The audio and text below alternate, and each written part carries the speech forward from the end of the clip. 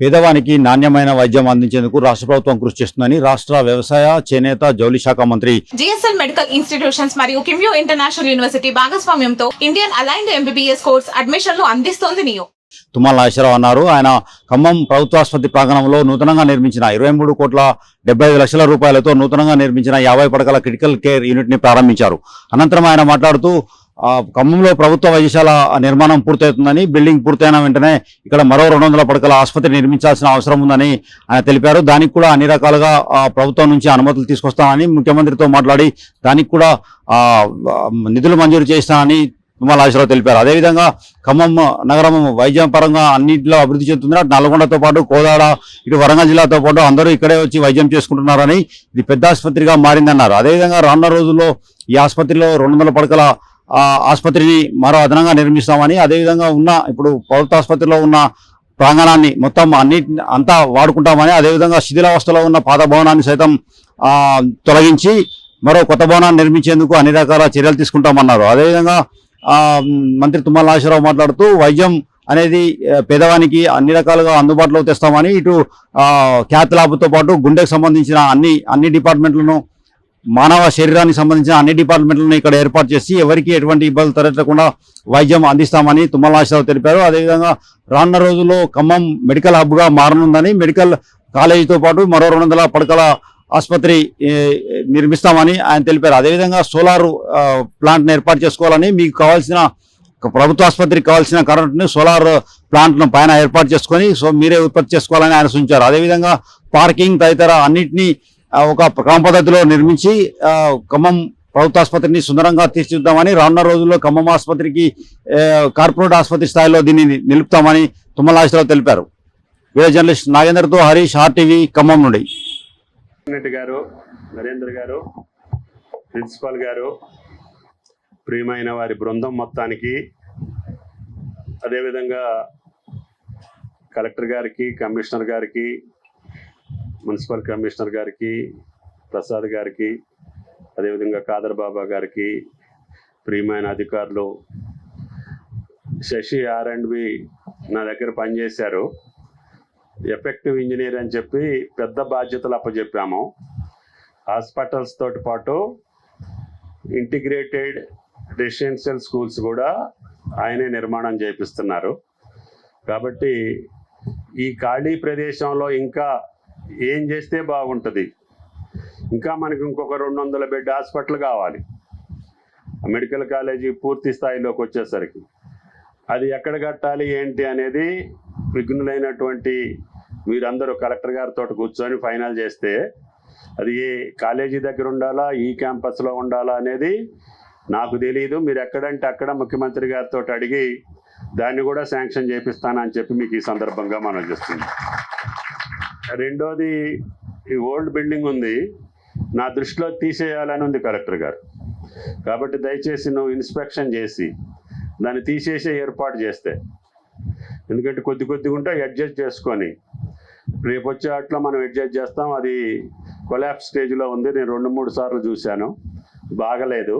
కాబట్టి దానికి ఒక ప్రపోజల్ చేసి మీరు పర్మిషన్ తీసుకొని you have to remove that hospital.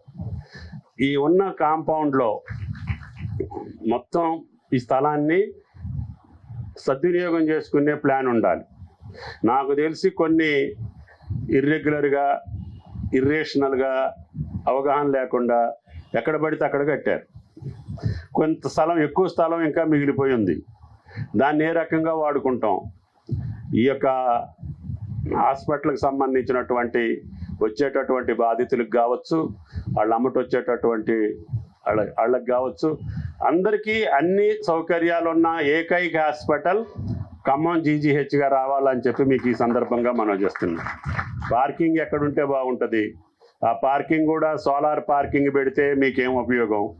Buildings మీద కూడా మీరు సోలార్కి వెళ్తే మీ పవర్ ఖర్చులు కూడా లేకుండా చూసుకోవాలి.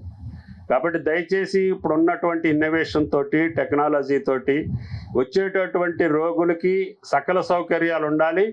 హైదరాబాద్ పోవక్కర్లేదు, నేను ఖమ్మం హాస్పిటల్లో నాకు సౌకర్యాలు దొరుకుతాయి అనే విశ్వాసాన్ని, నమ్మకాన్ని ఖమ్మం జిల్లా ప్రజలకే కాకుండా చుట్టుపక్కల జిల్లా ప్రజలకి మీ హాస్పిటల్ ఇవ్వాలని చెప్పి నా ప్రార్థన. కాబట్టి కష్టపడేటటువంటి అధికారులు ఉన్నారు, మీరు చెబితే విని దాన్ని ఏ రకంగా పూర్తి చేయాలనే కలెక్టర్ గారు కానీ కమిషనర్ గారు కానీ ఈ జిల్లా అధికారులు ఈ జిల్లా అభివృద్ధి పట్ల తెలంగాణ రాష్ట్రంలో ఖమ్మం జిల్లాని అన్ని రంగాలుగా అగ్రభాగాన్ని ఉంచడం కోసం అవి రహదారులు కావచ్చు, మున్సిపాలిటీ కార్పొరేషన్లు కావచ్చు, హాస్పిటల్స్ కావచ్చు, విద్యాలయాలు కావచ్చు, ఇరిగేషన్ ప్రాజెక్ట్స్ కావచ్చు, ప్రభుత్వ ఆస్తులు ఎయ్యి ఉంటే అయ్యి చూడటానికి ఖమ్మం జిల్లా వచ్చి చూసి వేరే జిల్లా వాళ్ళు నేర్చుకోవాలి.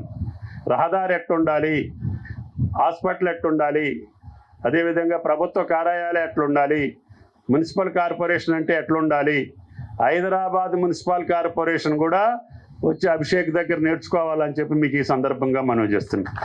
అందుకనే మనం కష్టపడితే ఫలితాలు వస్తాయి, ఆ ఫలితాలు రాష్ట్రం మొత్తానికి వ్యాపిస్తాయి. నేను రోడ్డు డివైడర్స్ మొదలు పెట్టిస్తే 25 సంవత్సరాల క్రితం ఇప్పుడు అన్ని సెంటర్స్లో అన్ని జిల్లాల్లో రోడ్ డివైడర్స్, మీడియము, పూల మొక్కలు, పచ్చని మొక్కలు వేసుకునే దానికి అవకాశం వచ్చింది.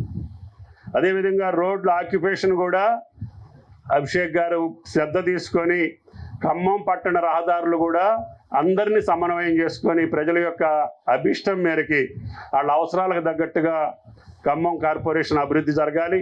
అదేవిధంగా జిల్లా కలెక్టర్ గారి ఆధ్వర్యంలో జిల్లాలో ఉన్నటువంటి అన్ని రంగాల్లో మనం ముందుండాలనేది ఆయన గారు అడవి జిల్లాలో, ములుగు జిల్లాలో పనిచేశారు. చాలా కష్టపడే మనస్తత్వం, ప్రజల పట్ల, ప్రభుత్వం పట్ల ఆయనకున్నటువంటి కమిట్మెంట్ని మీరు వాడుకోవాలని చెప్పి కూడా మీకు ఈ సందర్భంగా మనం చేస్తున్నాం. ఆయనకి సహకరిస్తే జిల్లా యంత్రాంగం మొత్తం కదిలేదానికి అవకాశం ఉంటుంది. అన్ని రంగాల్లో, అది హెల్త్ కావచ్చు, ఎడ్యుకేషన్ కావచ్చు, ఇరిగేషన్ కావచ్చు, రోడ్స్ కావచ్చు, అసలు మన జీవన సరళే మారిపోవాలి. మనం రోడ్లు ఎట్లుంచుకోవాలి, మన గ్రామాలు ఎట్లుంచుకోవాలి, మన చెరువులు ఎట్లుంచుకోవాలి, మన హాస్పిటల్స్ ఎట్లుంచుకోవాలి, మనం కూర్చున్న కార్యాలయం ఎట్లుండాలి అనేది ఖమ్మం జిల్లా ద్వారాగా రాష్ట్రానికి వెళ్ళాలి. చాలా భాగం చేస్తున్నారు. ఇప్పుడు అభిషేక్ గారు వచ్చిన తర్వాత అగస్త్య చాలా వరకు మున్సిపాలిటీ చూడటానికి ఆయన కష్టపడుతుండో కష్టానికి తగ్గ ఫలితం రావట్లేదు. ఖమ్మం పుర ప్రముఖులు ఇంకా సహకరించాలని చెప్పి కూడా మీకు ఈ సందర్భంగా మనం చేస్తున్నాం. కాబట్టి ఈ హాస్పిటల్ ఈ క్రిటికల్ కేర్ తోటే కాదు, ఇంకా అవసరమైనటువంటి కార్యక్రమాలని కలెక్టర్ గారి ద్వారా మీరు ప్రభుత్వానికి పంపించండి. ప్రిన్సిపాల్ గారు కానీ, సూపరింటెండెంట్ గారు కానీ, మెడికల్ కాలేజీకి సంబంధించి కానీ, మెయిన్ హాస్పిటల్స్కి సంబంధించి కానీ, జిల్లాలో ఉన్నటువంటి మిగతా రిఫరల్ హాస్పిటల్స్ మదర్లో కట్టాం, సత్తుపల్లిలో కట్టాం, పెనుబెల్లిలో కట్టాం, కల్లూరులో కట్టాం. అన్ని సెంటర్స్లో కూడా ఉన్నటువంటి వైద్య సౌకర్యాలు మెరుగుపరచడానికి ముఖ్యమంత్రి గారు విద్యకి, వైద్యానికి అధిక ప్రాధాన్యతనిస్తూ ఎన్ని కోట్లైనా సరే ఖర్చు పెట్టి, ఎన్ని ఇబ్బందులున్నా ప్రజాహితం కోసం ఈ యొక్క విద్యని, వైద్యాన్ని ప్రమోట్ చేయాలి. దాని ద్వారానే మనం ఈ రాష్ట్రాన్ని, ఈ దేశాన్ని ముందుకు తీసుకెళ్ళగలుగుతామనే విశ్వాసంతో వీటి మీద పెట్టేటటువంటి ఖర్చు భవిష్యత్తుకు పెట్టుబడి.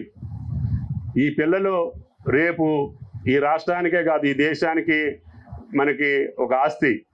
డాక్టర్స్ కావచ్చు, ఇంజనీర్స్ కావచ్చు, చదువుకున్నటువంటి ప్రతి బిడ్డ కూడా ఈ దేశం ఆస్తి. అందుకనే మనం ఆస్తి మీద పెట్టుబడి పెట్టి ఆస్తిని మనం జాగ్రత్త చేసుకుంటే ఆ ఆస్తి ద్వారా ఈ రాష్ట్రం, ఈ దేశం సుఖంగా, సౌభాగ్యంగా ఉండేదానికి అవకాశం ఉంటుంది. కాబట్టి దయచేసి పనిచేసేటటువంటి ఆ స్థాయిల్లో ఉన్నటువంటి అధికారులు మనసు పెట్టి పనిచేయండి, ఫలితాలు వస్తాయి. ఆ ఫలితాలు చూస్తే మానసికంగా సంతృప్తి వస్తుంది. నేను కలెక్టర్గా ఉన్నప్పుడు ఇది చేయగలిగా, నేను కమిషనర్గా ఉన్నప్పుడు ఇది చేయగలిగా అనేది మీరు ఎక్కడున్నా కూడా మిమ్మల్ని ప్రజలు మర్చిపోరని చెప్పి కూడా మీకు ఈ సందర్భంగా మనవి చేస్తూ ఈ అవకాశం ఇచ్చినటువంటి జిల్లా కలెక్టర్ గారికి, హాస్పిటల్ సిబ్బందికి, ఖమ్మం ప్రముఖులందరికీ ధన్యవాదాలు. అందరికీ నమస్కారం. Thank you.